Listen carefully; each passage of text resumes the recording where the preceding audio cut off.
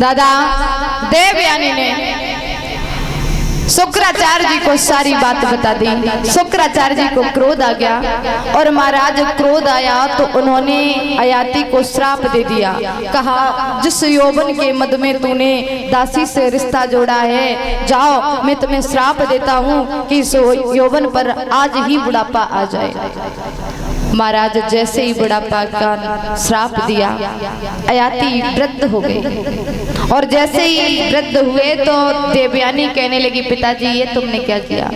अरे पति पत्नी में झगड़ा तो होता है, लड़ाई तो होती है, बेटी मायके भी आती है, लेकिन इसका मतलब ये नहीं कि आप हमारे पति को बुढ़ापे में भेज दो।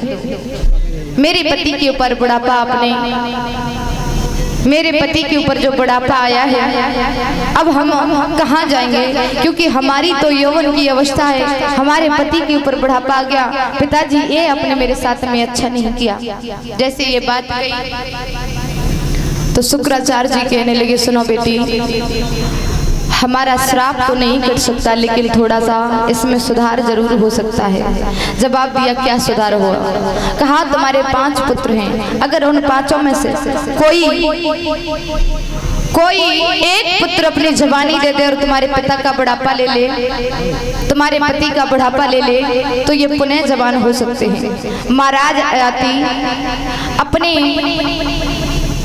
महाराज 5 पुत्रों के पास में गए, अनु के पास में गए, अनु ने भी मना कर दिया जवानी देने से।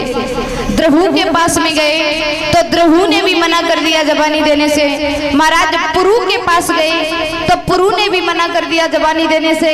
यदु के पास गए तो महाराज यदु ने भी मना कर दिया जवानी देने से।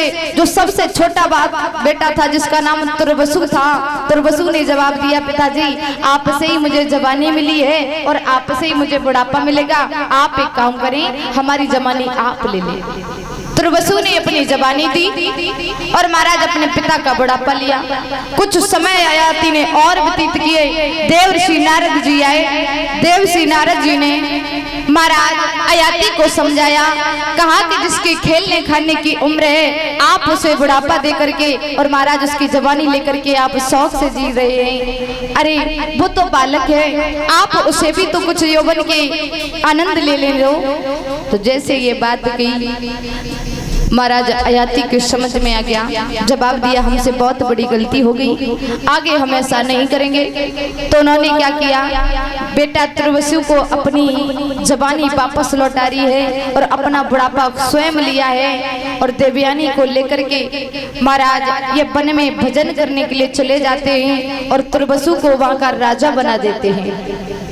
जब तुर्वसु को राजा बनाया, बताया जाता है दादा, इन्हीं तुर्वसु की 56वीं पीढ़ी में एक उग्रसेन नाम के राजा हुए। बोलियो गोविंद भगवान की। अब आगे कथा बढ़ने से पहले भगवान का एक छोटा सा भजन बोलेंगे।